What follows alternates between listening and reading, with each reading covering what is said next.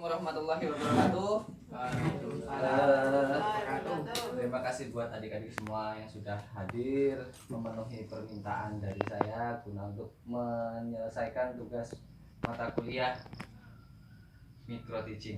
Oke, kali ini kita nggak usah lama-lama karena udah sore, ya hitung-hitung sambil ngabuburit lah ya. Jadi ada beberapa materi yang ingin kakak sampaikan. Biasanya kan kalau ketemu sama kakak yang ada kegiatan pramuka aja ya. Adanya kegiatan pramuka, lapangan dan kali ini kita dengan suasana yang berbeda, dengan sedikit nuansa belajar dalam rumah. Karena kalau kita belajar di sekolah, saat ini sekolah libur ya. Oke, adik-adik semua, kita tahu nggak sekarang dalam masa apa penyakit kali ini? COVID-19. Nah, COVID-19 itu sendiri adalah penyakit yang sangat luar biasa ya, menularnya cepat sekali. Nah, sampai sekolahan libur, taraweh pun libur ya, taraweh libur, jumatan pun ditiadakan untuk sementara karena sangat luar biasanya. Nah, di sini kakak mencoba untuk sedikit mengulik ataupun membahas tentang bagaimana sih hukumnya ketika kita dalam masa pandemi seperti ini. Ini udah masa pandemi ya. Kalau masa pandemi ini artinya penyakit ini sudah luar biasa, sudah mendunia, bukan di Indonesia aja. Sudah banyak sekali negara-negara di baik Malaysia, Indonesia, Singapura, bahkan Cina, Amerika, Iran dan lain sebagainya yang ada di dunia ini sangat-sangat merasakan dampaknya. Bahkan satu hari bisa sampai 700 yang meninggal. Nah, kebetulan saat ini adalah bulan suci Ramadan. Nah, tentunya kita yang ditunggu-tunggu adalah sholat tarawih, iya enggak? Ya kan, sholat tarawih ya. Dan keputusan dari MUI, keputusan dari PBNU itu memberikan bahwasanya silahkan kita tarawih di rumah saja. Hukumnya bagaimana kak? Nah, itu nggak masalah, nggak apa-apa, boleh-boleh saja. Karena pada dasarnya sholat tarawih itu adalah sholat sunnah. Sholat sunnah itu boleh kita lakukan, boleh enggak. Artinya kalau dalam masa-masa pandemi seperti ini, guna untuk mencegah adanya penyebaran COVID-19, kita perlu untuk menaati aturan anjuran pemerintah. Wajib itu.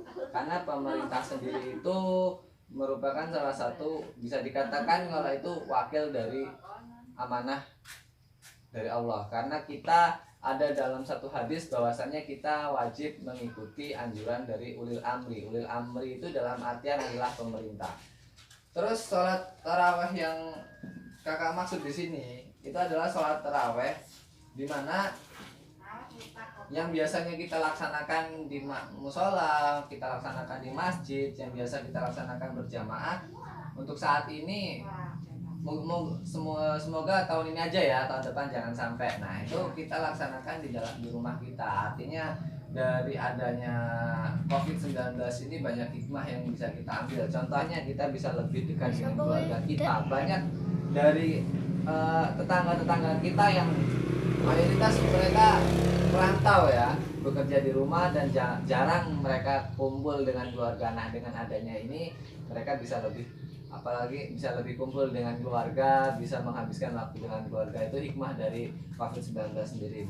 Nah, selain itu juga bisa lebih mendekatkan diri kepada Allah yang tadinya jarang-jarang puasa, jarang-jarang ibadah. Akhirnya dia mau melaksanakan itu lagi karena takut penyebaran COVID. Wah, aku masih muda, takut kena COVID, mati duluan, belum tobat, nah kan gitu. Nah, akhirnya dengan itu mereka bisa lebih mendekatkan diri kepada yang Maha Kuasa.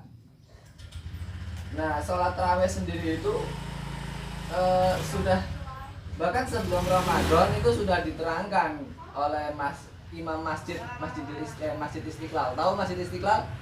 Nah, Masjid Istiqlal itu adanya di Jakarta ya, masjid terbesar di Indonesia dengan jumlah jamaah kurang lebih 4.000, bahkan bisa lebih. Nah, mengatakan bahwasannya sholat tarawih itu sunnah.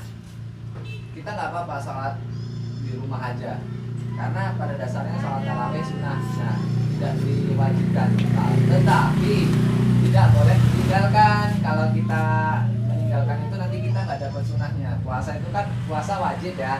Nah, tarawih ini sebagai sunnahnya. Kalau kita sudah dapat wajibnya, kita dapat sunnahnya. Jadi pahala kita lebih banyak ganda. Oke, mungkin cukup itu aja dulu keterangan penjelasan dari kakak. Kurang dan lebihnya kakak mohon maaf. Nah, terima kasih atas waktunya, nggak lama-lama, mungkin sekitar 5-6 menit lah. Oke, kakak akhiri, wassalamualaikum warahmatullahi wabarakatuh. Waalaikumsalam.